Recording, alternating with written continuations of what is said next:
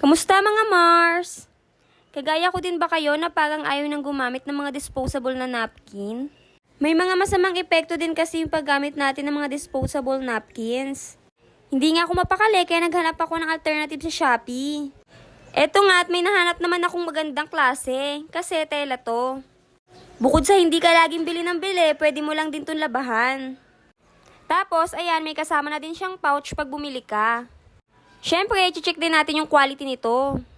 Malambot at makapal yung tela niya sa gitna. Tapos, yung pinakalikod naman niya, madulas yung tela.